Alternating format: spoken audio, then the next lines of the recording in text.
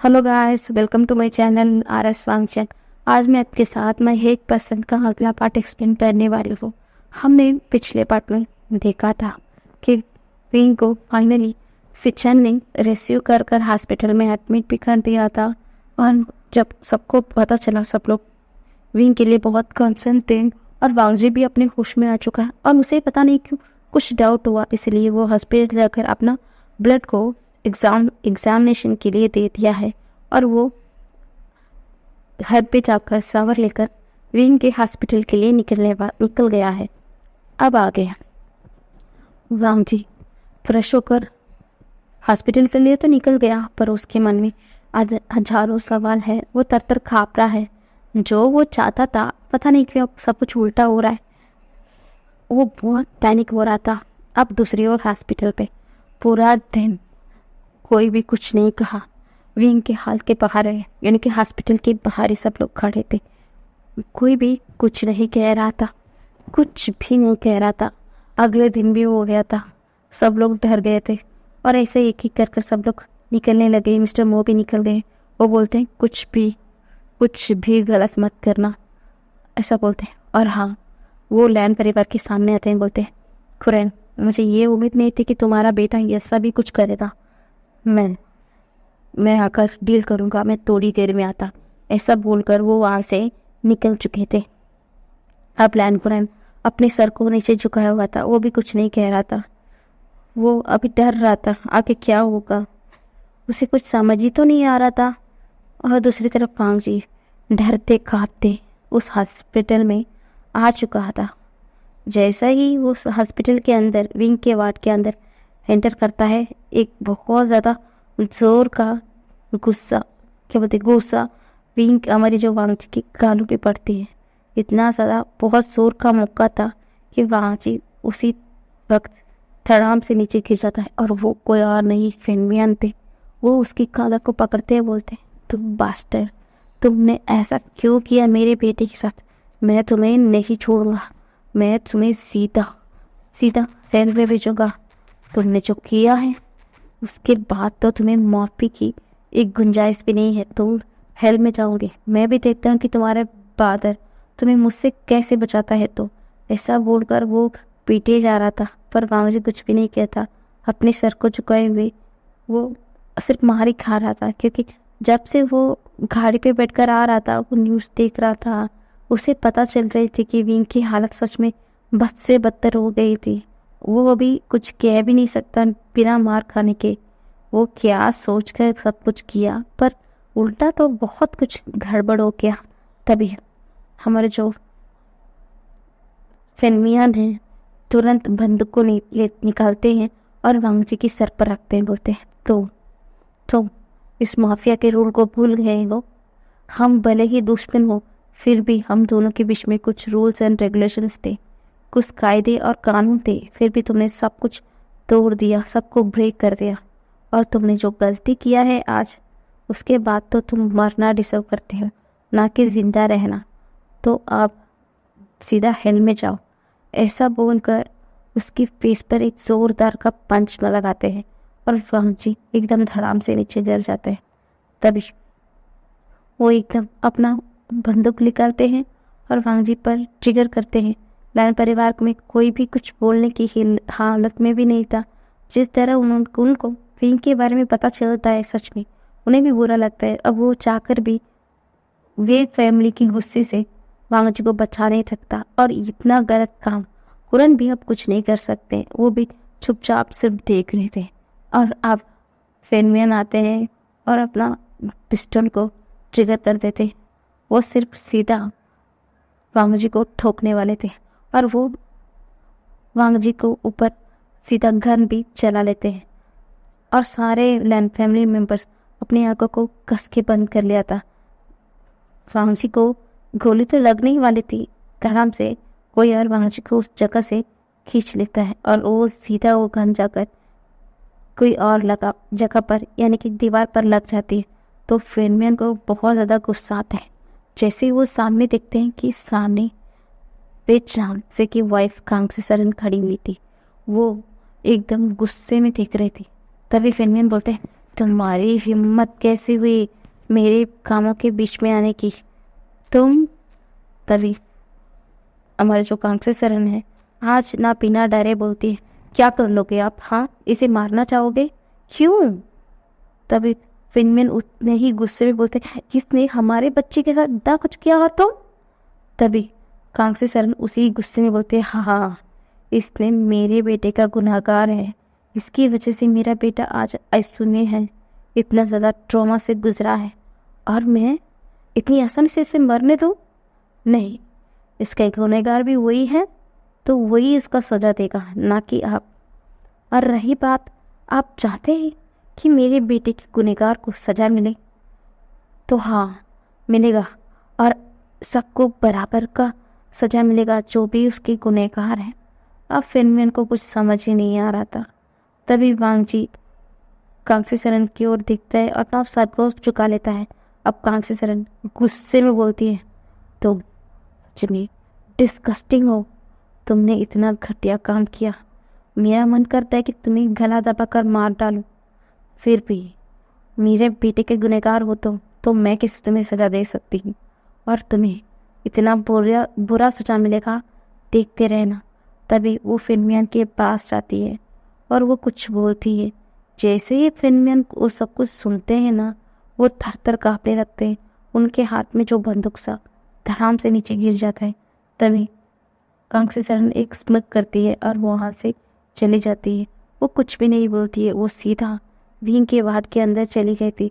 सब लोग पैनिक करने लगे कि ऐसा क्या बोलते हैं, कांसे सरन ने ऐसा क्या बोला जिसे सुनकर फिनमियन तक हिल गए हैं। और मैडम व्यू को कुछ समझ ही नहीं आ रहा था, पर वे चांग से समझ गए कि कुछ तो हुआ है। तो वो सीधा अपने वाइफ के पास जाते हैं। वाइफ से बोलते हैं, क्या हुआ कांसे, तुमने ब्रदर से ऐसा क्या कहा कि ब्रदर कुछ भी नहीं बोल पाए? तभी कांसे सरन इतना ही बोलती, मैंने कुछ नहीं कहा है तुम्हारे ब्रदर को, बस मेरे बेटे को होश में आने दो, उसके बाद हम बात कर लेंगे, ऐसा बोलते हैं। तभी वे चांग से भी कुछ बातों को बढ़ाता नहीं है। एकदम वांगजी आता है, सबके सामने घुटनों पर वहीं पर बैठ जाता है। कोई भी कुछ भी नहीं कह रहा था। तभी पीछे एकदम से बाहर कांसे सरन आती है, बोलती है, सब लोग यहाँ से अपनी शक्ल को लेकर चले जाइए, दफ़ा हो जाइए हम सबके सामने से, नहीं तो पता नहीं कि मैं गुस्से में क्या कर लूँगी। और मैं काफ़ी हूँ अपने बेटे का ख्याल रखने के लिए। सब लोग मुझे यहाँ पर नहीं चाहिए, नहीं चाहिए, ना कि वे फैमिली हो या लैंड फैमिली या जिन, कोई भी मुझे नहीं चाहिए। मैं काफ़ी हूँ अपने बच्चों के ख्याल रखने के लिए। ऐसा बोलकर डांट देती है और किसी की हिम्मत भी नहीं होती है कि कांसे सरन को कुछ बोल भी सके। इसलिए सब लोग, लैंड परिवार, जिन, नीए, यहाँ तक कि वे फैमिली भी चले गए थे। वहाँ पर वे कांसे सरन की वाइफ, हस्बैंड, वे चांग से भी नहीं रहते, सब लोग चले गए थे। फिनमियन तो अब तो यहाँ पर रुकना भी नहीं चाहते, वो वहाँ से भाग कर चले गए थे। सिर्फ कांसे सरन अंदर आती है और वो अपनी बेटी को सहलाते हुए बोलती है, मैं किसी को नहीं छोड़ूंगी बेटा, मेरे बेटे के गुनहगार को मैं बिल्कुल नहीं छोड़ूंगी। मैं हूँ तुम्हारी मदर, मैं प्रोटेक्ट करूँगी तुम्हें। ऐसा बोलकर उसकी फोrehead पर एक किस करती है और उसके बाल को सहलाती है। दूसरी तरफ पांगजी घर आ गया था लैंड परिवार। उससे तो जैसे ही घर के अंदर आता है, उसके फादर एक खींच के छाटा मारते हैं। वो गुस्से में बोलते हैं, मुझे उम्मीद नहीं थी वांगजी, तुम इतना घटिया, इतना घिनौना काम भी कर सकते हो, और तुम दोनों भाई ब्रदर मिलकर इतना घिनौना काम भी कर सकते हो। मुझे तुमसे क्या बोलना है वांगजी? मैं कुछ नहीं कह सकता, कुछ भी नहीं, मेरा मुँह से सवाल लफ्ज़ भी नहीं निकलते हैं, मैं क्या कहूँ तुमसे? सब वो चले गए थे। तभी जिन मिसेस और मिस्टर जिन आते बोलते, तुमने हमें निराश किया, सच में निराश किया। और जिन जुश्वन और मैं गया कुछ भी नहीं बोलते, वो वहाँ से चले गए थे। सिचन आते हैं, वो भी कुछ नहीं बोलते, वे अंदर चले गए थे। तभी उस वांगची चिंचन को देखता है, फिर भी वो कुछ नहीं बोलता। वो बिना कुछ बोले अपने कमरे में चला जाता है और दरवाज़ा को नॉक कर लेता है और वो ज़ोर ज़ोर से रोने लगता है। मैंने क्या सोचा और सारा सब कुछ कहाँ से कहाँ निकल गया। अब मैं क्या करूँ? ये सारा मेस को मैं कैसे क्लियर कर सकूँ? भी मेरे पास कुछ भी ऑप्शन नहीं रहा। अब मैं क्या करूँगा, ऐसा बोलकर वो ज़ोर ज़ोर से रोने लगा। अब ऐसे ही दिन बीते जा रहे थे। लैन परिवार में कोई भी वांगजी से नहीं बात कर रहा था और वे फैमिली में अब सब लोग अपने ही घर में थे। सिर्फ यानली और काफ़ी सरनी हॉस्पिटल में रहते। वे चांग से भी अब सिर्फ इन दिनों घर पर ही है। अब ऐसे ही धीरे धीरे दिन भी बीते चल रहे थे। अब ऐसे ही विंग को ट्रीटमेंट भी चल रही है और हम भी वो स्लिप में ही था। उसे क्या बोलते हैं, ग्लूकोज वगैरह, उसकी एनर्जी बॉडी स्टेबल रहे उसके लिए मेडिसिन की तो तैयार थी, उसे ध्यान रखा जाता। अब ऐसे ही लगभग 2 हफ्ते के ऊपर हो चुकी थी। अभी डॉक्टर बोलते हैं कि हाँ, आपका बेटा एकदम ठीक है, कुछ भी नहीं हुआ है, अब वो फिट एंड फाइन है। फिर भी आज लगता है कि अभी वो थोड़ी देर बाद होश में आ जाएंगे, उनसे कुछ भी सवाल जवाब मत कीजिएगा, ऐसा बोलते हैं। तभी कांग्रेस सरन भी अपने सर को हिलाती है। वो अभी भी वेट कर रही थी। ऐसे ही लगभग 2 घंटे के बाद विंग होश में आता है। उसे जैसे होश में आता है उसे सब कुछ याद आता है। वो एकदम शांत हो जाता है। तभी कांग्रेस सरन उससे प्यार से सहलाते हुए बोलती, बेबी प्लीज़ कुछ माइंड मत करना, कुछ भी सोचना मत, सब कुछ ठीक है बेटा, सब कुछ ठीक है, सबको सब कुछ पता है। ये भी बताए कि मेरा बेटा इनोसेंट है, तुम चिंता मत करो, ऐसा बोलते। पर वेंग तो एकदम चुप हो गया ना। वो कुछ से बोल रहा था, बातें कर रहा था। जैसे ही कांग्रेस सरन सबको बताती है कि वेंग होश में आ गया था, सब लोग देखने आते हैं, पर वेंग किसी से भी बात नहीं कर रहा था। सबको वेंग की इतनी बड़ी चुप्पी जाने क्यों दिल में कांटे की तरह चुभ रही थी। कोई भी कुछ नहीं बोल पा रहा था, क्योंकि विंग ने जिस ट्रॉमा से गुजरा है सच में वो बहुत पेनफुल था, इसलिए कोई भी कुछ नहीं बोलता है। वो सब लोग शांत हो गए थे। ऐसे ही अब दिन बीत गई थी। जैसे ही मिस्टर मो को भी पता चलता है ना कि विंग होश में आ गया, तभी वो बोलते हैं कि अभी वो होश में आया है, इसलिए मैं कुछ नहीं चाहता। अब हर 2 हफ्ते उसे रेस्ट करने देते हैं। उसके बाद वांग जी को क्या सजा मिलेगा हम डिसाइड करते हैं, ऐसा बोल देते हैं। सब लोग एकदम उससे अग्री हो जाते हैं। लैन कुरान अभी अपने आप को सख्त बना दिया था कि अब वांग जी को कोई भी सजा मिलेगा उसे वो अपनाना ही पड़ेगा। उसके बाद अब कोई ऑप्शन नहीं है, अदर ऑप्शन। इसीलिए सब लोग शांत थे। लैन परिवार ने ये एक्सेप्ट कर लिया था कि हाँ, आपका बेटा उसे उससे छोड़कर मरने वाला है। सब लोग इसे एक्सेप्ट भी कर लिया क्योंकि उसका बेटा कुछ काम ही ऐसा किया है। ऐसा ही दिन बीते जा रहा था। अब लगभग क्या बोलते हैं और 2 महीना, अब तो 1 महीना, लगभग 1 महीना होने वाला था। अब ऐसे ही पूरा 1 महीने बाद आज विंग को सब लोग बोलते कि विंग, आज मिस्टर मोन है, हम सबको बुलाया है क्योंकि वही है हम दोनों के बीच में सुलह करते हैं। फिर आज वांग जी जो किया है वो कोई छोटी मोटी बात पर वो सबसे खतरनाक है। उसे उसकी किए की सज़ा मिलेगी। वांग जी को तो आज उसके कहे का सज़ा मिलेगी और उसका सज़ा तुम दोगे विंग, जो तुम्हारे गुनहगार हैं। तो प्लीज़ चलोगे? तो विंग भी डरते कांपते मान जाता है। सब लोग वे फैमिली से सब लोग निकल गए थे। दूसरी तरफ लैन परिवार में सब लोग आज इन सबको एक्सेप्ट करना चाहते थे। विंग आज उन्हें जो भी पनिशमेंट देगा सबको हंसकर मानना ही होगा।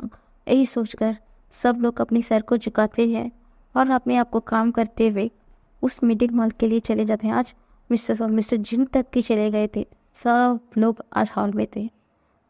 पहले तो लैंस पहुंच गए थे। लैंस, निये, जिन, उनके जो भी वेल विशर्स थे, सब लोग थे। अब सिर्फ वे फैमिली की बारी थी। सब लोग वे फैमिली के लिए इंतज़ार कर रहे थे। आखिरकार वे फैमिली में मिस्टर वे, उसके ब्रदर फेनमियान, उनके वाइफ मैडम यू, उसके बच्चे चंगशा, सब लोग आ जाते हैं। तभी मिस्टर मो एक गहरी सी लंबी सी सांस भरते हैं, बोलते हैं विंग कहाँ गया। जैसे ही सब लोग देखते हैं ना, विंग अपनी मदर और अपनी सिस्टर के साथ आ रहा था। जैसे ही सब लोग विंग को देखते हैं, उसका फेल पड़ा हुआ चेहरा देखकर सब लोग को भी अच्छा नहीं लग रहा था। सब लोग कुछ भी नहीं कह पा रहे थे। तभी मिस्टर मो बोलते, विंग, ये सब लोग तुम्हारे गुनहगार हैं।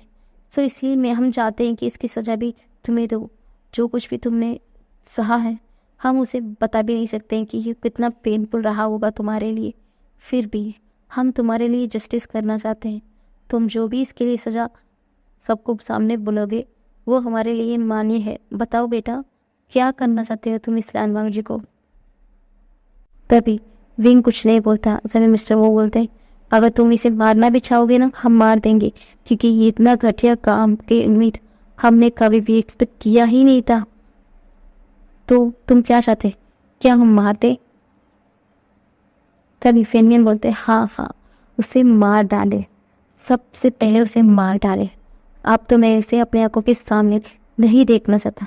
तभी कांसेजन बीच में आते ही बोलते, अच्छा, मेरे बेटे के गुनहगार को यहाँ पर सजा देने की बात किए जा रहे हैं, तो मैं चाहता हूँ कि सबसे गुनाह खतरनाक है तो सबसे बड़ा खतरनाक है, उसे जान से मारे, ऐसा बोलते हैं। तभी लैंडपर कुछ बोलने वाले थे, अब जैसे वो कांसेजन की तरफ देखते हैं वो चुप हो जाते हैं। तभी मैडम ही बोलते हैं, ठीक है, सारे गुनहगार को सजा मिलना चाहिए ना, तो मैं चाहता हूँ कि मैडम यू यहाँ पर आए। जैसे ही मैडम यू की बात सुनती ना, सब लोग एकदम हैरान हो जाते हैं। तभी मैडम यू बोलती है, क्या पागल हो गए क्या? तुम्हारी बेटे के प्यार में तुम अंधे तो नहीं हो गई हो? वो लैंडवांग जी ने किया है, उसके लिए सजा होगी, पर तुम मेरे लिए क्यों बुलाया है? क्या तुम पागल क्यों हो गई? तभी कांसेजन पागलों की तरह हंसते हुए थे, अच्छा, तुम अभी भी प्रिटेंड कर रही हो? मैंने तुम्हें इतने दिन मौका दिया कि तुम मुझसे आकर माफ़ी मांगो, मेरे बेटे के सामने माफ़ी मांगो, पर तुम इतना जिद्दी अकड़ो लड़की, तुमने कभी भी माना नहीं अपनी गलती को, तो आज तुम्हें तो सजा मिल के रहेगी। तभी सब लोग एकदम शॉक हो गए थे। तभी वे चांग से बोलते हैं, ये क्या कह रहे हो तुम कांसे, ये क्या बकवास है? तभी कांसेजन को शांत करते हुए बोलते, वे चांग से बोलते हैं कि क्या बोल रही हो तुम, क्या बोले जा रहे हो? तभी कांसेजन बोलते हैं, हाँ, जो तुमने सुना, मैं जो कुछ भी बोल रही हूँ सही बोल रही हूँ। तुमने तो चाहते थे ना कि हर कोई को सजा मिली जो भी तुम्हारे बेटे के गुनहगार है। सबसे बड़े गुनहगार तो ये औरत है, तो इसे तो सजा मिलनी चाहिए। अब वे चांग से कुछ भी नहीं कह रहे थे, उन्हें कुछ समझ ही नहीं आ रहा था। तभी मैडम ही बोलती है, क्या बोल रहे हो, अनाप शनाप बकवास किए जा रहे हो, मैंने कुछ नहीं किया है। तभी कागज हंसते बोलते, अभी भी डेली करोगे, अभी भी डेली करोगे, तुम जो कुछ भी कहें से, हाँ ये गलत है, इसने जो किया है मैं उसे माफ़ तो नहीं करूँगी, फिर भी जो कुछ भी तुमने किया है ना, उसके बाद तो मैं माफ़ नहीं करूँगी। तभी कांसेजन की बात ना समझते हुए बोलती, मैडम ये बोलती, मैंने क्या किया है? तभी आप यानली आ जाती है, हंसते बोलते, अब भी आंट, अभी भी आप डेली करोगे कि आपने जो कुछ भी किया है? हमें पता है कि ये सब के पीछे कहीं ना कहीं आप भी शामिल थे। आप चाहती ना विंग को उस दिन बचा सकती है वियांग जी के कहर से, पर आपने सब कुछ अपने आंखों के सामने होते हुए देखा, शांत रही। बताइए, आप उससे ज़्यादा यहाँ पर सज़ा के हकदार कौन है, वो या आप? मैडम भी एकदम शांत हो गए। वो बोलती, तुम क्या बकवास कर रही हो? हमने कुछ नहीं किया। आप कांसेजन हंसते बोलते, क्या हुआ? डर लग रहा है कि हमने तुम्हारी सच्चों को सबको सामने एक्सप्लेन कर रहे हैं। तभी फेनियन दांत पिसते बोलते, ये वहाँ पर चल क्या रहा है, बताओ मुझे। तभी कांसेजन बोलती, हाँ जी ब्रदर, हम हैं ना, आपको बता देंगे यहाँ पर क्या चल रहा है। तो ऐसा बोलकर वो दांत पीसते बोलती, उस पार्टी वाले दिन विंग के साथ जो कुछ भी होने वाला है उसका अनजाता पहले से ही आपके बेटे और आपकी वाइफ को पता चल गया था। वो चाहती हमें बताती, नहीं तो खुद ही इन सबको रोक सकती थी, फिर भी सब कुछ होते हुए देखा, कुछ भी नहीं कहा। और इतने दिन भी हो गए, मेरे बेटे की हालत कितने ख़राब थी, आज तक वो इसके लिए गिल्टी तक नहीं है। सच में इतनी घटिया औरत के बारे में मैंने सोचा ही नहीं था, उनकी सोच इतनी घटिया नीची होगी। तभी मैडम यू दांत पीसते बोलते, तुम या क्या बकवास कह रहे हो? क्या इसके पीछे क्या सबूत है तुम्हारे पास कि ये इतनी बड़ी, इतनी घटिया इल्ज़ाम हमारे ऊपर लगाने की? तभी कांग्रेस सर हंसते हुए बोलते, अच्छा सबूत विंग की पीछे के तुम सच में तुम जिम्मेदार नहीं हो? मैडम ये बोलते, हाँ मैं तो जिम्मेदार नहीं हूँ, मैं क्यों भला इसकी जिम्मेदार हूँ? तभी यानली बोलती, ठीक है। ऐसा बोलकर वो कुछ रिकॉर्ड प्ले करती हैं। उसमें साफ साफ जंक्शा और मैडम यू की कन्वर्सेशन की बातें हो रही थी। तभी जंक्शा बोलता है, मैम हमने क्या सोचा था, सच में ये बहुत ही टेरिबल था। हमें क्या उस दिन रोकना चाहिए था वांग जी को? देखो विंग के साथ इतना बुरा हो गया है। तभी मैडम यू दांत पीसते बोलते, हाँ ये तो सच है, उस वांग जी ने सच में घटिया हुआ काम किया है। फिर भी मैं क्या करूँ, मैं तो उसे तुम्हारी रास्ते से हटाना चाहती थी बच्चा, इसलिए तो मैं उस दिन सब कुछ जानते हुए भी मुझे पता चल गया था इस दिन मुझे पता चल गया था कि उस दिन वो नानवांग जी उसके ब्रदर, छोटे ब्रदर के साथ मिलकर विंग को अगवा करना चाहता था, उसे उसके जरिए हमें परेशान करना चाहता था। इसलिए तो मैं उस दिन उन दोनों ब्रदर की बातें चुपके रिकॉर्ड की, और जिस तरीके से वो लोग विंग को लेके जा रहे थे उन क्लिप्स को मैंने क्लिक कर कर प्रोजेक्टर पर भी डलवाया था। इसके चलते सबको पता चल गया। मैंने सोचा सब कुछ हमारे हिसाब से होगा, सब कुछ सही होगा। मुझे नहीं लगा कि वो इंसान इतना गिरा हुआ होगा, विंग के साथ इतना गलत कर देगा, मुझे नहीं पता। अब हम क्या करें, ऐसा बोल। तभी चंक्षा बोलता है, मोहन कहीं ना कहीं हम पहले से विंग के साथ जो कुछ भी होने वाला है इसके बारे में जानते थे। ये पता अगर हमारे घर वालों को पता चलेगा ना, पता नहीं मोम डैड कैसे रिएक्ट करेंगे, तो मुझे बहुत डर लग रहा है मोम। अब हम क्या करेंगे मोम? तभी मैडम यू हंसते बोलते, किसी को हमारे ऊपर बिल्कुल शक नहीं जाएगा, और मैं हूँ ना, सब कुछ हैंडल कर लूँगी। ऐसा बोलकर वो स्माइल किए जा रही थी। जैसे ही ये वीडियो क्लिप खत्म होती ना, तब सब लोग स्टन्ड हो जाते। फिल्मियन के मुंह से एक भी लफ्ज़ नहीं आ रही थी। तभी कांग्रेस सर एक जोरदार थप्पड़ मारते हुए बोलती, तुम बिच, तुम्हारी वजह से मेरी बेटी की ये हालत है। हाँ वो भी जिम्मेदार है, फिर भी तुम भी उसकी बराबर जिम्मेदार। तुम दोनों की वजह से आज मेरी बेटी की लाइफ इतना हैन हो गई है, मैं तुम दोनों को माफ़ नहीं करूँगी। आप तो मैडम जो अपने ऊपर जो भी कंट्रोल कर रही थी, वो उनका सारा कंट्रोल एकदम लूज हो गया था। वो भी दांत पीसते बोलती, हाँ मुझे पता था कि उस दिन रानूवाग जी क्या करने वाला है, फिर भी मुझे कोई भी रिग्रेट नहीं है जो कुछ भी मैंने किया। हाँ जब से मैं भी देख रही हूँ, जब से तुम्हारे बेटे की जन्म हुआ है, मेरा पति मुझसे प्यार तक नहीं कर रहा है। जो कुछ भी उसका राइट है सब कुछ तुम्हारे बेटे को दे रहा है। मुझे ये बर्दाश्त नहीं है। और हाँ तुम्हें पता है, मेरा हस्बैंड ये तक चाहते हैं कि उसके बाद अगला किंग तुम्हारे बेटे बने। मैं कैसे सब कुछ देखते रह सकती हूँ? नहीं, जो कुछ भी मेरा बेटे का था वो बेटे का ही रहेगा। हमें किसी और को नहीं दूंगी। मैं नहीं दे सकती उसका सब कुछ अटेंशन। तुम्हारे बेटा कैसे ग्रैब कर सकता है, तो उससे उसकी पनिशमेंट देनी चाहिए थी। इसीलिए मैंने उस दिन यही सोचा था, पर मुझे नहीं पता था कि वो नांगवांग जी इतना घटिया गिर सकता है। और हाँ मुझे कोई भी रिग्रेट नहीं की रही है, जो भी मैंने किया सही किया है। तभी काक्षा सरन बोलती है, अच्छा तुम्हें रिग्रेट नहीं है तुम्हें जो कुछ भी बीइंग के साथ किया? तभी मैडम ये बोलते हैं, हाँ मुझे रिग्रेट नहीं है। सच में तुम जैसा हार्टलेस मदर किसी को ना मिले, जो खुद ही अपने हाथों से अपने ही बेटे की ज़िंदगी बर्बाद कर दिया है।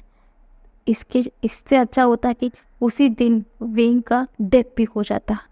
इतना सुनना था, पूरा हाल एकदम शांत हो गया था। मैडम यू बड़ी बड़ी आंखों से दिख रही थी, वो कुछ समझ ही नहीं पा रहा था। मैडम यू दांत पिसते बोलते, क्या बोलती हो? क्या भी तुम्हारा बेटा ये क्या बोल रही हो?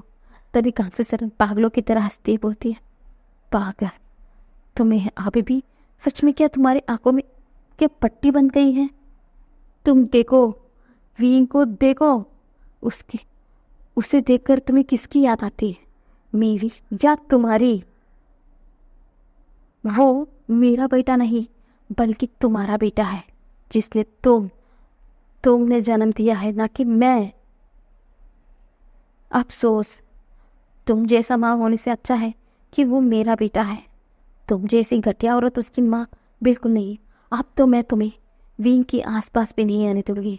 हाँ, भले ही क्या हुआ कि मैं उसे जन्म नहीं दी, फिर भी मैं उसे पाला पोसा, इतना साल उसे संभाल कर रखा है। तो तुम जैसा घटिया औरत उसकी मजर होने से अच्छा है वो सिर्फ मेरा बेटा रह बन के रहेगा, सिर्फ मेरा बेटा बनकर रहेगा। इतना ही सुनना था। सब लोग पैनिक हो गए थे। तभी मैडम यू हकलाते हुए बोलती, क्या क्या क्या क्या क्या क्या क्या क्या क्या बोल रही? ये तुम्हारा बेटा है? तो क्या तुम पागल हो गई हो? ये क्या क्या क्या क्या, क्या बकवास कर रही हो कि विंग मेरा बेटा है? तभी कांगड़े तरह जोर जोर से हंसते हैं, बोलते हैं, तुम्हें क्या लगता है वो तुम्हारा टू कॉपी है? तुम्हें नहीं लगता विंग को देखकर? तुम्हारी तरह वही आंखें, तुम्हारी तरह वही तेवर। हाँ, भले उसका परवरिश मैंने किया है। क्या तुम्हें नहीं लगता? अगर तुम गुस्से ना होकर शांत होती तो बिल्कुल तुम्हारे बेटे की तरह लगती। पर अब फिलहाल वो सिर्फ मेरे बेटा है, मेरे बेटा है। तुम्हें विश्वास नहीं होता है तो विंग की और तुम्हारे हस्बैंड की डीएनए टेस्ट करवा सकती हो। दूध का सब कुछ सबके सामने क्लियर हो जाएगा कि विंग किसका बेटा है, और जिसकी खुद बेटे की जिंदगी खुद उसकी माँ ने अपने हाथों से बर्बाद किया है। सच में। ऐसा बोलकर बोलती है, अब एकदम मैडम यू थर थर कांपने लगती है। वो धड़ाम से नीचे गिर जाती है। उसके पेट से पसीना आना शुरू हो गया था। वो एकदम खड़ी हो जाती है, अपनी हस्बैंड के साथ सामने छोड़ कर जाती है। वो उसे हिलाती है, बोलती है कि